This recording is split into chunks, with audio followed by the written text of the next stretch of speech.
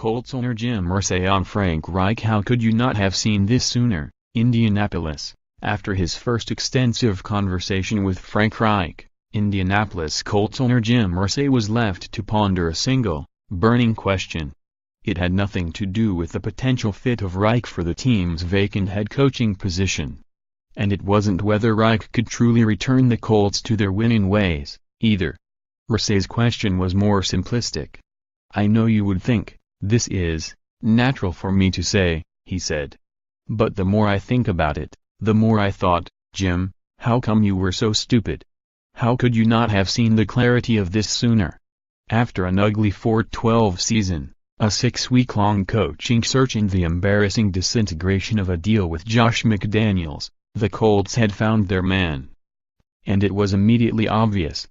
The Colts trotted Reich out Tuesday with an elaborate news conference at Lucas Oil Stadium, making official their deal with the former Philadelphia Eagles offensive coordinator.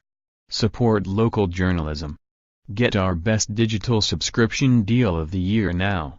Reich's first appearance in Indianapolis might have been brief, but it was long enough to shed a light on the kind of coach the Colts have landed themselves.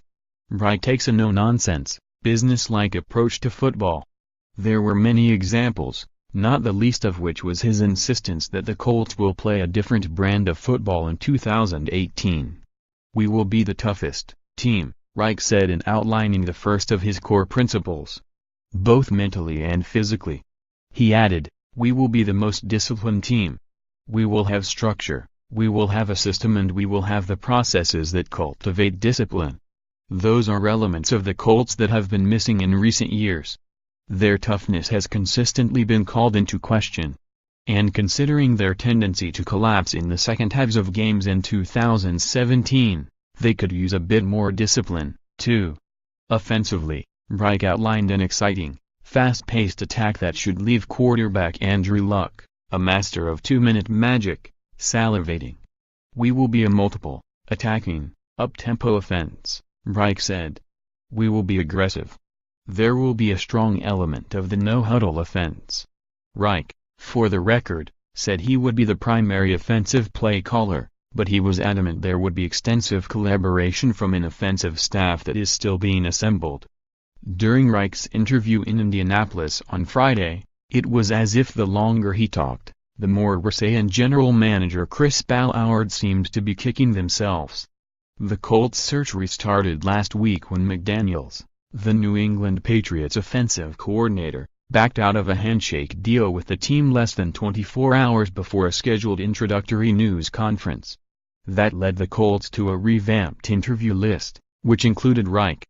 Reich was on the team's original list of candidates to replace Chuck Pagano. But Reich didn't make the cut when the team culled the list and targeted candidates to interview in early January.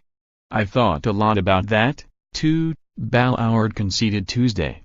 "I thought about it after I got done interviewing him. I go, my lord, what was I thinking?"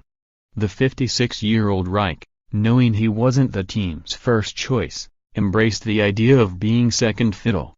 "He's been there before. The backup role has suited me well in my career," Reich joked, a play off his NFL career, during which he was one of the top backup quarterbacks in the league. For all we know, Reich might have been a candidate for one of the other 6 head coach openings had he just made himself available. But he went to great lengths to focus only on football during the just-completed postseason, which ended with the Eagles winning Super Bowl. He gave his agent, Bob LaMonte, very specific instructions for teams that might have an interest in his services: "Not now." The words were this: "I'm going dark.